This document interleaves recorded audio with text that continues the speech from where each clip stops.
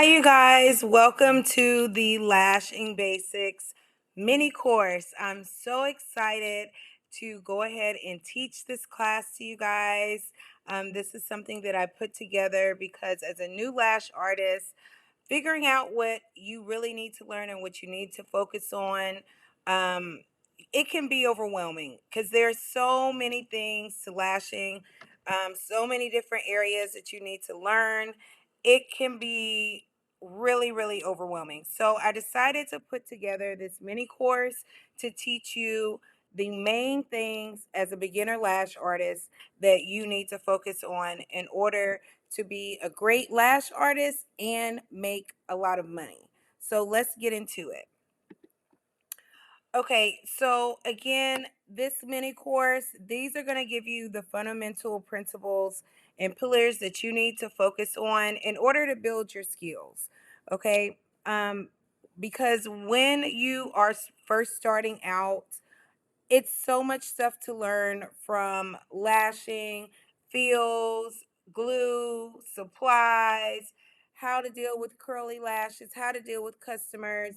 These are the main things that you need to learn out the gate before you even take a client. So let's go ahead and get into the first topic. First, we have learning how to use lash tape and lash pads. This is one of the crucial things that you guys need to learn. Number one, because of the safety for the client, you want to make sure that the client's bottom lashes are properly taped down, because when you do not tape down the bottom lashes properly, it could cause you to accidentally apply lash extensions, which may in turn result in your client's eye being glued shut. So you definitely don't want that. Also, you want to make sure that the tape or the lash pad is applied to where it does not cause irritation. This is one of the main reasons that you see a lot of lash artists, their clients have red eyes. That could be an indicator that they did not tape down the bottom lashes appropriately, or that they did not make sure that the eye was completely closed before starting the lash service. So let's look at this video on how to tape down the bottom lashes. As you can see here, I did not apply the tape at her waterline. I allowed for space between her waterline and the tape that I applied. Also, when you are taping down your client's lashes, after you apply the tape, you want to ask your client, do you feel comfortable? Are you feeling the tape on your eye? Um, are you experiencing any uncomfortableness, any type of scratching or anything? If your client says, yes, I can feel the tape, or yes, it is a little uncomfortable, that is your cue to reapply that lash pad or that tape before you start lashing. The client is not going to intuitively tell you because they don't know if it's supposed to feel uncomfortable or not. Their lash artist could have applied the tape incorrectly, so maybe they think feeling a scratching sensation on their eye is normal. But you, as a professional, you know that that's not normal. So make sure that after you apply the pad or the lash tape to the the bottom lashes of the client, that they are okay. Okay. Let's go ahead and get into the next area of lash basics that you need to focus on. That is isolation. Isolation is so important when it comes to applying the lash extension. This is a lash basic that I promise you, if you master isolation, everything else will fall into place. Okay. La- Isolation is so important because number one, you do not want to break off the client's lashes. As you can see, this way, that way. As you can see over here on the bottom picture, that is poor isolation. When you have poor isolation, it could cause breakage of the natural lashes. It could cause your client to feel pinching or burning at her lash line, because when two natural lashes are glued together by an extension, they're not going to grow at the same rate. So you may have one lash extension that's ready to shed and the other one that is really starting to grow strong. If the lash that's trying to shed is glued to one that is not, that is in a different area within the lash growth cycle, that lash that's trying to shed will pull and tug at the other lash. So that's the reason why clients say that their lashes are uncomfortable, that they experience burning or pulling. Also, you want to prevent stickies. You want to prevent the lash extension to be glued to multiple lashes because your lash sets will not look good. If you have a whole bunch of stickies, i.e., multiple lashes glued together due to poor isolation, your lash sets will not look as good. And here is a video of isolation. Is it popping up? 1 second. Oh, there it goes. Okay, so as you can see, I'm using two tweezers to actually isolate this natural lash. You guys, you do not have to use one tweezer to isolate the natural lash. Sometimes your clients may have a lot of lashes, a lot of layers, and if you need to get in there with two tweezers to isolate, do so. By any means possible, make sure that that natural lash is isolated before you start applying the lash extension.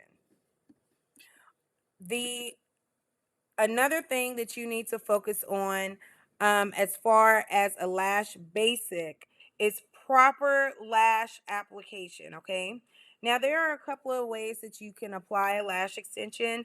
You could apply it on the top of the natural lash, to the left, to the right, and underneath. It all depends on which way the natural lash is facing, because regardless of where, if the natural lash is facing left, if it's leaning right, you want to make sure that that lash extension is pointing the correct direction. Okay, so your client won't have like wonky lashes. Also, when you apply the lash extension, do not attach it to the skin.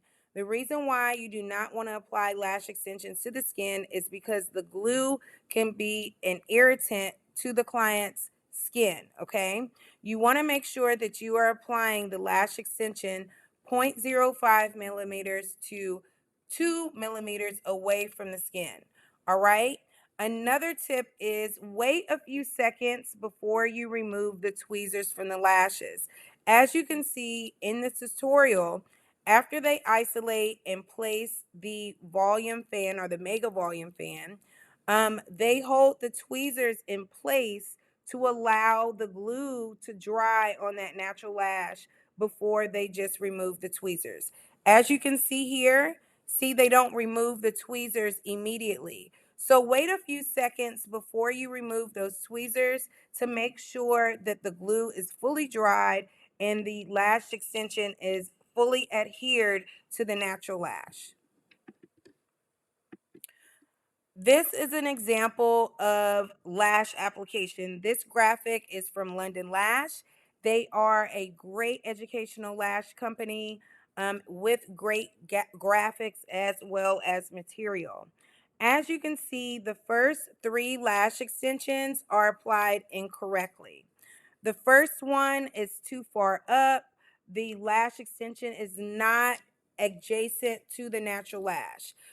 The second one is just the very, very minimum of the base is attached to the natural lash. And in the third one, you could see the middle of the lash extension is applied to the natural lash. All three of these examples, as soon as the client goes to brush her lashes out, those first three examples, those extensions, they're popping off. They're not going to stay because they are not properly adhered to the natural lash. So when you are applying the lash extension, make sure that you apply it from base to 2 millimeters up on the lash extension, as you can see in the far right example. Another lash basic that you need to learn and focus on is proper glue application. Okay, you want to make sure that the glue is applied correctly for classic lashes, volumes, as well as mega volume fans. On the upper left corner is another graphic from London Lash. Like I said, they have awesome graphics. The first two examples of that lash extension, you only see up to 2 dots of glue at the bottom. Okay, that's the perfect amount of glue that you should use on your on your lash extension. The last two is way too much glue. This is how you get stickies. This is how you get multiple lashes stuck together because you have too much glue on the lash extension. Okay, now let's talk about the next lash basic that you need to learn as a beginner lash artist. What comes first? Now, this is what I struggled with as a beginner lash artist. What actually comes first? Should you isolate and then make the volume fan and stick it in the glue and apply? Or should you make the fan, put it in the glue, and then isolate? Okay. This is a little bit of a tip that no one really talks about, but makes a world of difference on how fast your sets take to lash. Okay. I suggest for you to isolate the natural lash first, okay? Because sometimes, like I said earlier, clients have a lot of lashes as well as a lot of layers. And sometimes it could take you a good minute to isolate that natural lash first. Also, you want to see the size of the natural lash. You want to be able to evaluate, is this a lash that is in the middle stage or the end of the growth cycle, or is this a baby lash? You want to go ahead and assess that before you even make the fan, because you may end up making a smaller fan for this particular natural lash. Okay, so make sure that you isolate first, then go ahead and make the volume fan, then dip it in the glue, and then place the lash. If you isolate first, don't worry about the natural lashes then coming together and then you losing the isolation. You will, once you isolate, you will train the natural lash, the lashes to part again. As you can see in this video, I isolated the natural lash first, then I made my volume fan, then I stuck it in the glue, and when I went to find the lash that I initially isolated, it was a lot easier. See, as you can see, I'm isolating the natural lash here. See, it's taken me a second to do so. This is why you want to isolate first, because sometimes, like I said, it could take a little bit longer than expected. Okay, now it's isolated. I moved my tweezers in order to make the volume fan. Now I'm going back in. You see how easier that was than the first time I tried to isolate? So isolate first, make the fan, dip it in the glue, and then isolate again. Here is another basic that a lot of lash artists are not learning straight out the gate that will save you so much time. Lash mapping is, it makes your job a lot easier, okay? Lash mapping is basically the GPS of lash sets, okay? Once you make a lash map, it will show you what sections, what zones the lash links or lash curls go in, and your sets will be more consistent when you make them for clients. Also, lash mapping helps you customize your lash sets to your lash client. Okay, so this is another area that you need to learn. I actually have a masterclass on lash maps. You could click the link in the bio to get that. Also, I'm also coming out with an ebook on lash maps. And for those of you, mainly my email subscribers, that got the free lash guide, make sure that you use that as a reference when your clients come in so you know which lash maps to use. Okay, so let's go into a few upcoming events that I have going on, especially for my email subscribers. Let's get into that really quick. Okay, so on my TikTok, I do exclusive master classes for my subscribers, okay? Not my followers. My followers get tutorials, but if you are a subscriber to my TikTok, you get exclusive access to live master classes, okay? Here are some of the reviews from those master classes. These are the reviews from my Lash Mapping Masterclass Part 2. What I did was basically teach how to take the guesswork out of lashing and to help you guys lash faster. So you don't have to worry about what lash style to use on what client, and you can customize to the client's eye shape. We went over the lash mapping basics such as lash zones, lash lengths, lash placement. I also taught you guys how to draw a lash map on the spot, okay? And then we went over the basic lash maps that every beginner lash artist should learn. That way, it will definitely help you when you have new clients that come in. So if you want to watch this masterclass, just go ahead and click the link. Also, I have an ebook coming on lash mapping, so look out for that. And I'm also going to be coming out with Lash Mapping Masterclass Part 2. You guys love the first one so much, as you can see by the reviews. I'm actually coming out with Part 2. Also, for my email subscribers, you guys, I'm so excited about this.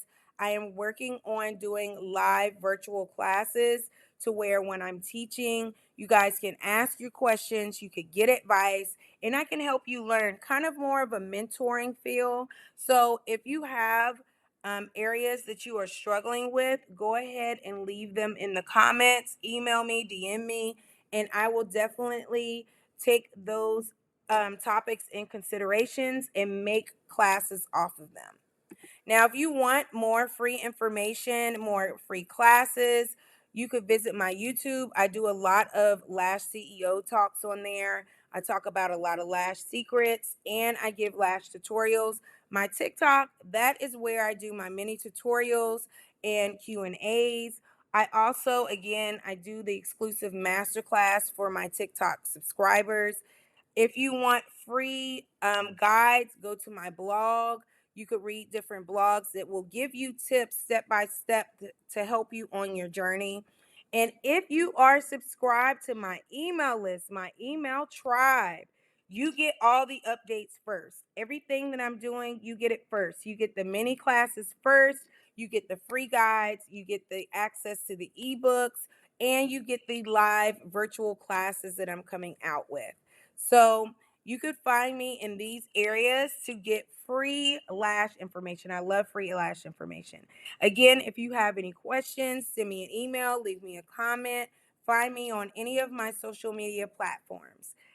I hope you guys enjoyed this mini class over the lash basics, and I'll see you next time.